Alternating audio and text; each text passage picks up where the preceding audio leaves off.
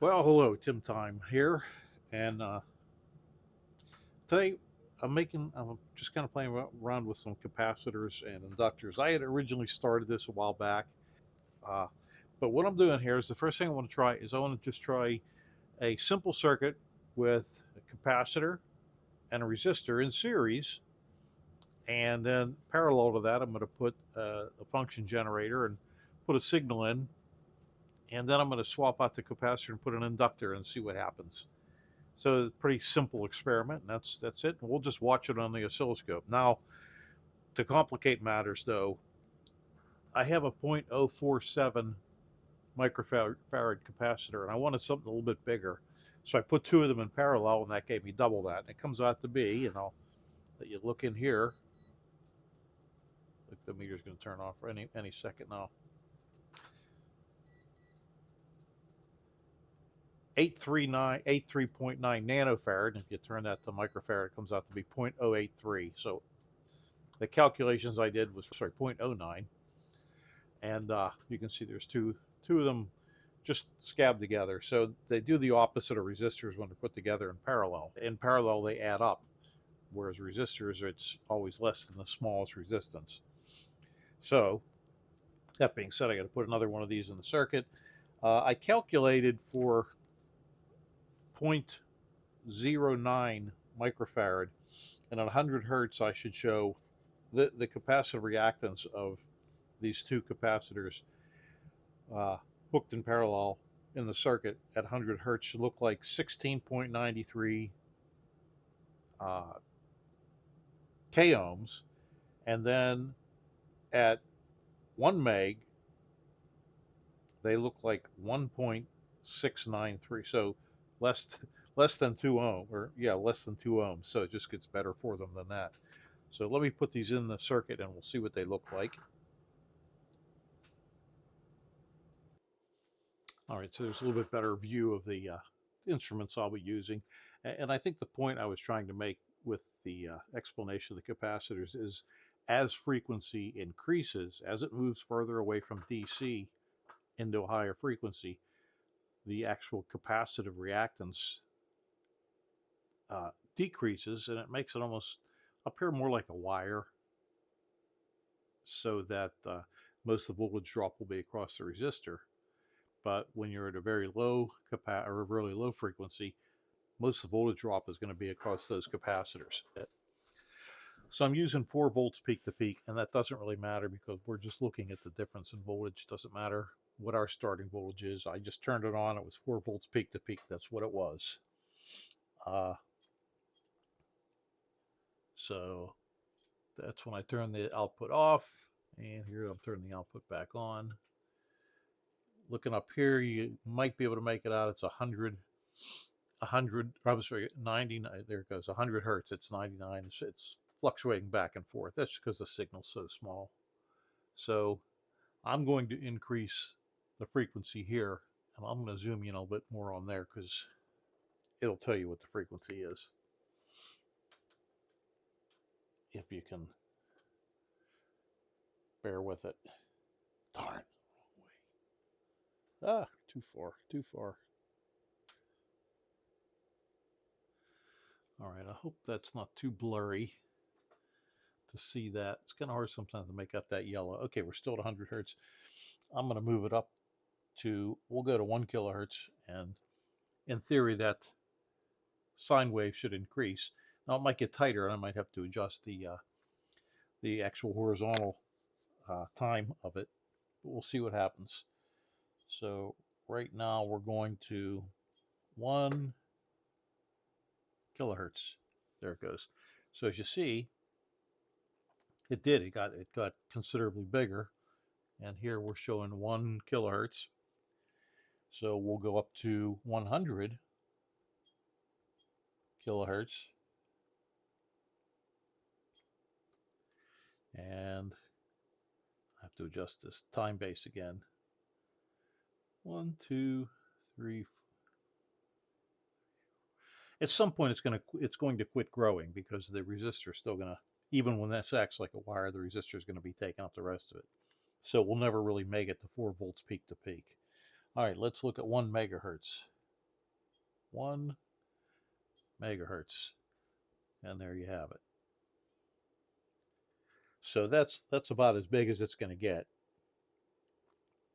And like I said, because the voltage drop is now, looking at these two capacitors as if they were all wire almost, and everything's through the resistor. So we'll just go down. We'll just go down to say 60 hertz. That's what your houses here in the U.S. are. 60 hertz. And look, that signal almost all but goes away. Okay, so that's the effect of there's Oliver. That's the effect of capacitors that capacitors have on a AC wave. And if you get to DC, then they pretty much just block it all completely. They act like an open circuit. This right here, I had a 10 microhenry. I'm going to check that too, just to be sure. But I used it in a circuit, so I'm using a 33 now. So that'd be the only difference. So I'm just going to pop one lead of this out. Let me take this off of here. Yeah. The meter ready here. Let's get you where you can see it. And we'll see what it is. It just says 33 on the top of it, and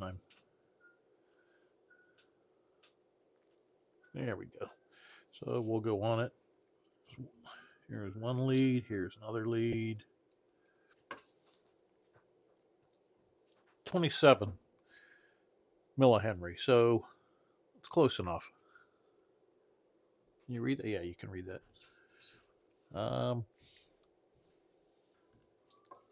We'll see we're in the ballpark. So all basically that I have is the signal generator is wired across a inductor and a using 1.2 k ohm resistor because that's what just happened to be in there. So okay, without further delay, we're ready to start. So it doesn't matter so much what the voltage is because, well, it's going to matter, but we're mainly looking for a difference. So I'm using 4 volts peak to peak to start off with because that's what the scope was, or what the signal generator was when I turned it on. It doesn't really matter because, as you're going to see, we're just looking for the difference in voltage. So right now, it's at 100 hertz, 4 volts peak to peak. The inductor has the appearance to that as 20 hertz or 20 ohms. So most of the voltage will be dropped across the resistor at this point.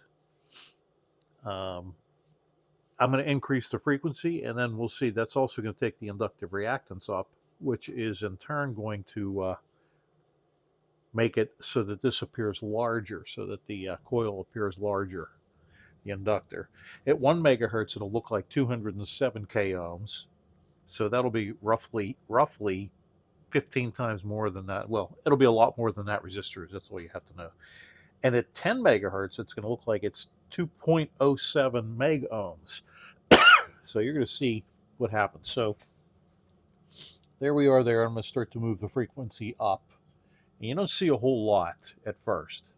And I'll stop periodically and adjust the horizontal so that it's still looks like a sine wave, because as we increase frequency. So we'll take it. I'm going to zoom up to about 1,000 kilohertz, to 1,000 hertz right now. So it'll be 1 kilohertz. And you can see still pretty good. Still using up 1, 2, 3, 4 segments on the scope.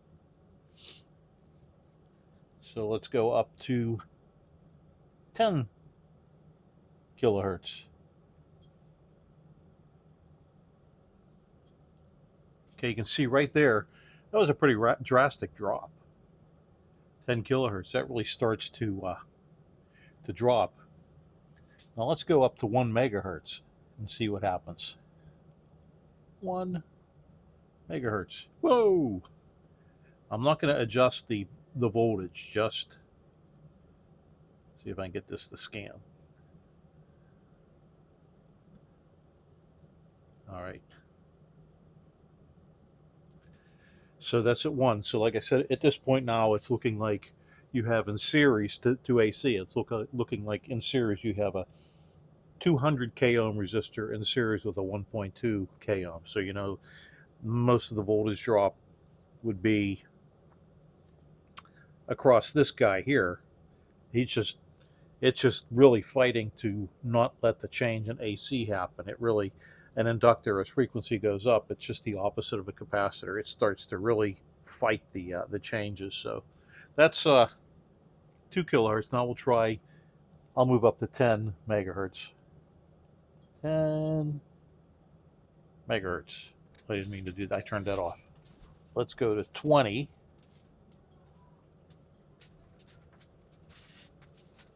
And then up to 30. And again, at 30, I think that's the point. That's as high as that signal generator will put out.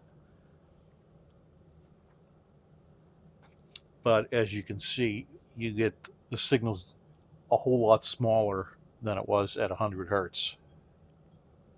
We'll go back to 100 hertz, but I have to way at the end of the scale there, so I have to bring the scope back down to where you can see now.